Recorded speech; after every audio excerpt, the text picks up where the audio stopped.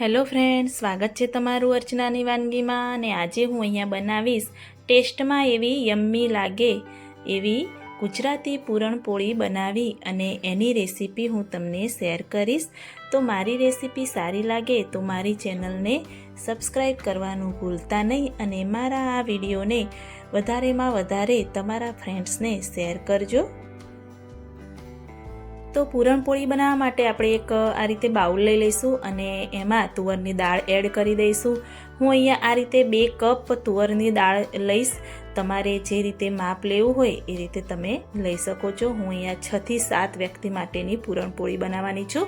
એ રીતેની હું અહીંયા દાળ લઈ લીધી છે. તો એમાં આપણે પાણી એડ કરી દઈશું અને 2 થી 3 પાણી વડે દાળને સરસ એવી આ રીતે મસળીને ધોઈને રેડી કરી દઈશું.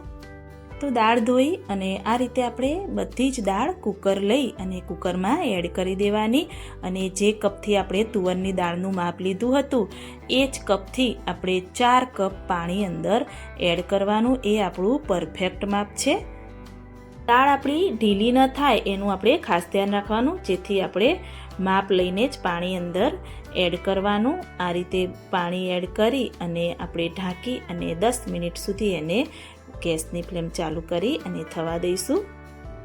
તો પૂરણપોળી બનાવવા માટે આપણે રોટલીનો લોટ બાંધી અને તૈયાર કરવાનો છે. તો મેં અહીંયા 2 કપ રોટલીનો લોટ ઝીણો લઈ લીધો છે અને થોડું એવું ચપટી મેં મીઠું એડ કર્યું છે. જો તમે મીઠું એડ કરવા ના માગતા હોય તો પણ ચાલે.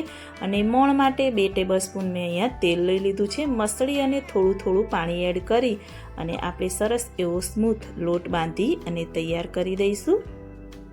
આપણે ઘરે રેગ્યુલર લોટ બાંધતા હોઈએ છીએ એવો સરસ સ્મૂથ લોટ બાંધી અને આ રીતે રેડી કરી દેવાનો. અને થોડું ઉપર તેલ મેં લઈ અને મસળી અને સરસ એવો તૈયાર કરી દીધો છે. તો એને હું અહીંયા ઢાંકી અને 10 મિનિટ સુધી સાઈડમાં રવા દઈશ.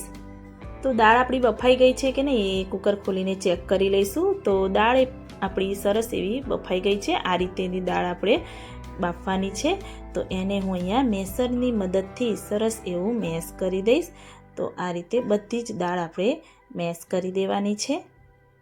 તો ટેસ્ટી એવું પૂરણપોળીનું પૂરણ બનાવવા માટે મેં અહીંયા ગેસ ઓન કરી દીધો છે. કઢાઈ રાખી દીધી છે અને 3 ટેબલ સ્પૂન મેં અહીંયા ઘી એડ કરી દીધું છે. થોડું ઘી ગરમ થાય એટલે આ બધું જે બાફેલી દાળ હતી આપણી એ અંદર આપણે એડ કરી દેવાની. 2 મિનિટ સુધી આ પૂરણને આપણે અંદર ઘીમાં શેકી દઈશું અને સતત એવું હલાવતા રહીશું જેથી નીચે ચોંટે નહીં. તો આ રીતે આપણું પૂરણ શેકાઈ ગયું છે. તો અંદર આપણે હવે ગોળ એડ કરવાનો છે. તો હું અહીંયા ઝીણો એવો સમારીને ગોળ રેડી રાખ્યો છે. તો આ રીતે હું ગોળ અંદર એડ કરી દઈશ. તો 2 કપ મેં તુવરની દાળ લીધી હતી તો હું અહીંયા 3 કપ ગોળ એડ કરીશ. તમારે જેવું ગળ્યું રાખવું હોય એ રીતે તમે ગોળ એડ કરી શકો છો. તો ગોળ એડ કર્યા પછી આપણે સરસ એવું અંદર મિક્સ કરી દેવાનું છે. તો ગેસની ફ્લેમ પણ આપણે થોડી મીડિયમ સ્લો રાખવાની છે. અને ગોળ પીગળે એટલે આ રીતે પૂરણ તમારું ઢીલું થઈ જશે. તો ગોળનું પાણી બાળવા માટે આપણે ગેસની ફ્લેમ ચાલુ રાખી અને સતત હલાવતા રહેવાનું, નીચે ચોંટે નહીં એનું ધ્યાન રાખવાનું. અને કઠણ થાય ત્યાં સુધી એને હલાવતા રહીશું. તો તમે જોઈ શકો છો કે આ રીતેનું પૂરણ આપણું કઠણ થઈ જાય ત્યાં સુધી આપણે એને હલાવવાનું. તો પૂરણ આપણું કઠણ થઈ ગયું છે. તો એમાં હું અહીંયા 1/2 ટેબલ સ્પૂન એલચી પાવડર એડ કરી દઈશ અને ગેસની ફ્લેમ હું અહીંયા બંધ કરી દઈશ અને મિક્સ સરસ એવું કરી એને એક બાઉલમાં નીકાળી દઈશ અને ઠંડુ થવા દેવાનું છે. એને પછી જ આપણે પૂરણપોળી બનાવવાની છે. તો બનાવેલું પૂરણ આપણું ઠંડુ થઈ ગયું છે અને સરસ એવું કઠણ પણ થઈ ગયું છે. તો એના હું અહીંયા ગોળ ગોળ લુવા કરીને રાખી દઈશ. અને પૂરણ જ્યારે રોટલી વણીએ ત્યારે અંદર એક લુવો રાખી અને આપણે પૂરણપોળી બનાવવાની છે.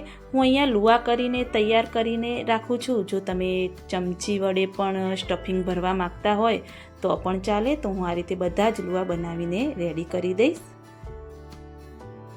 તો મેં અહીંયા પૂરણના બધા જ ગોળ લુવા બનાવીને તૈયાર કરી દીધા છે.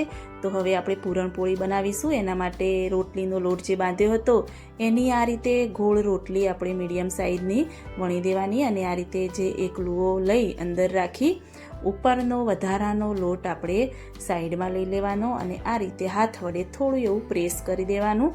અને ફરીથી થોડો કોરો લોટ લઈ અને એને રોટલીની જેમ ફરીથી આપણે વણી અને સરસ એવી ગોળ પૂરણપોળી બનાવીને તૈયાર કરી દેવાની.